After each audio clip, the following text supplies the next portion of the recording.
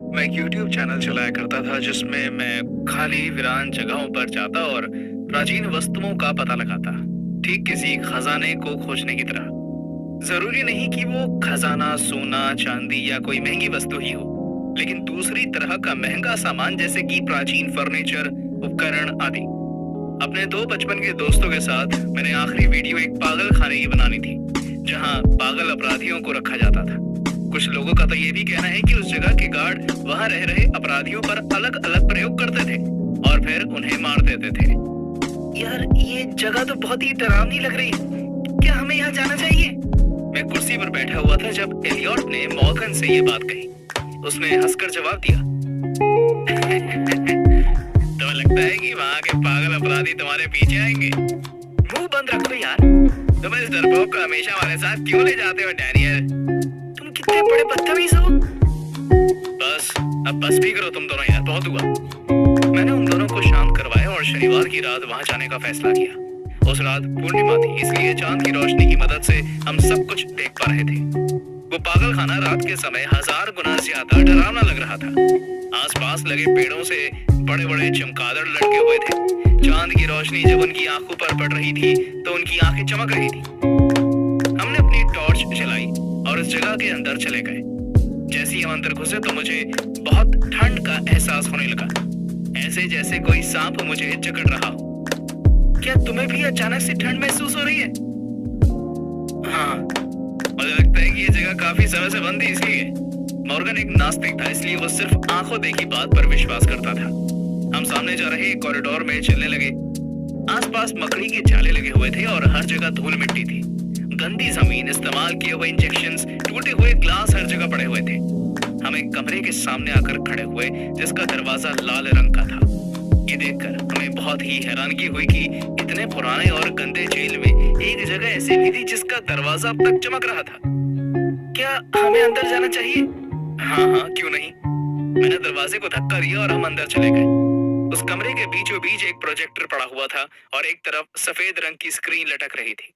हम पुराने प्रोजेक्टर को देखकर बहुत खुश हो गए। बहुत सी दुकानें इस तरह के प्राचीन उपकरण के लिए अच्छी कीमत देने के लिए तैयार हो जाएंगी। ये देखने के लिए कि ये काम करता है या नहीं, एलियट ने बटन दबाया। क्या वाकई तुम्हें लगता है कि अब तक काम करता होगा? ऊपर से इस बिल्डिंग में बिजली भी नहीं है यार। मैं जो भी करता हूँ उसमें तुम्हें हमेशा टिप्पणी क्यों देनी होती है? क्योंकि तुम हर बार गलत चीज में टांग जो घुसाते हो। मैं उन दोनों को लड़ने से मना करने ही वाला था कि अचानक उस कमरे की लाइट 2 बार जगमगाई और वो प्रोजेक्टर अपने आप चलने लगा।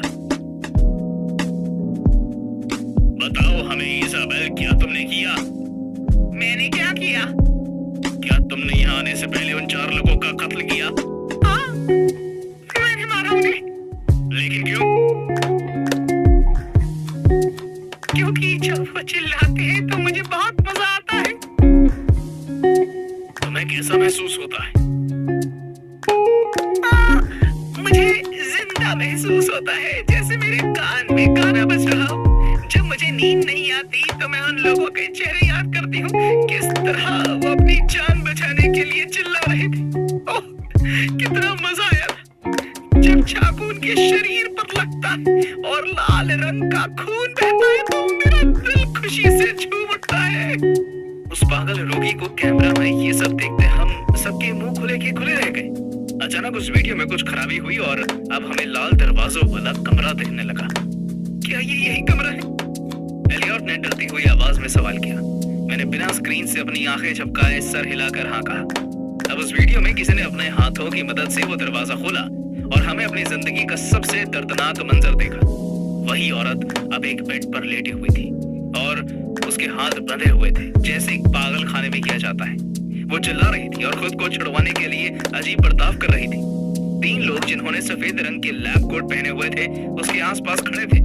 उनमें से एक ने अपने हाथ में तारों के बैंड से हेडसेट लिया और उस औरत के जले हुए सर पर रख दिया और दूसरे ने बिस्तर के पास रखी मशीन का बटन चला दिया और उस औरत को बिजली के झटके लगने लगे।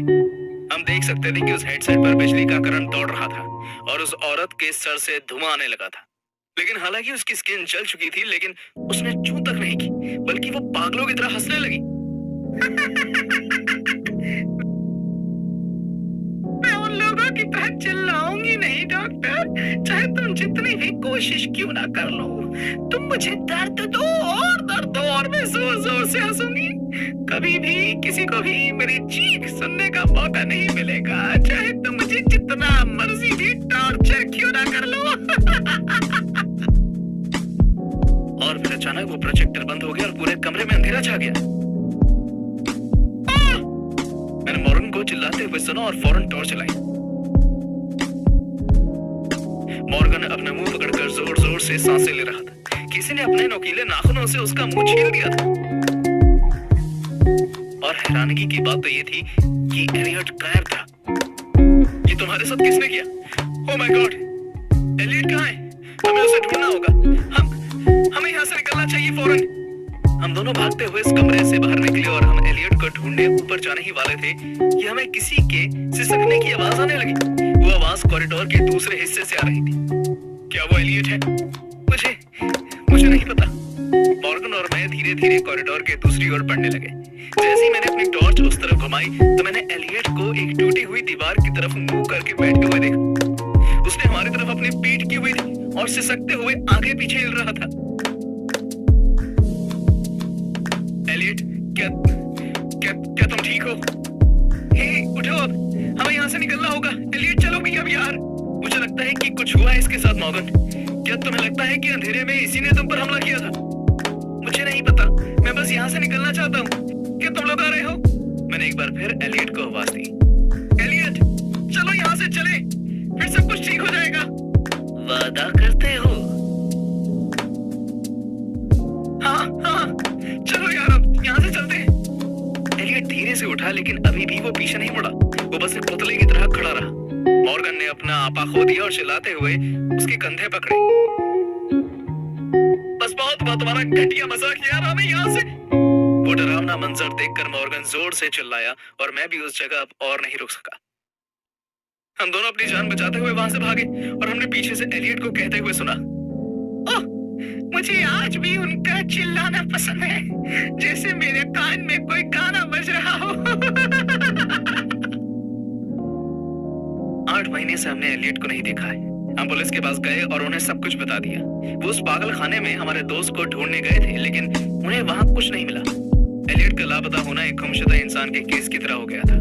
हम नहीं जानते कि उसके साथ क्या हुआ और क्या वो जिंदा है भी या नहीं। हम तो इस वीरान जगह खोज के लिए गए थे और हमने हमेशा के लिए अपने एक दोस्त को ही खो दिया। मैं नहीं जानता कि इसाबेल एक असली अपराधी थी या नहीं और उसने जो उस वीडियो में कहा वो किया या नहीं, लेकिन मैं इतना जरूर कहना चाहूंगा कि किसी भी वीरान जगह में जाने से पहले सावधान रहें, क्योंकि आपकी जिंदगी हमेशा के लिए बदल सकती है।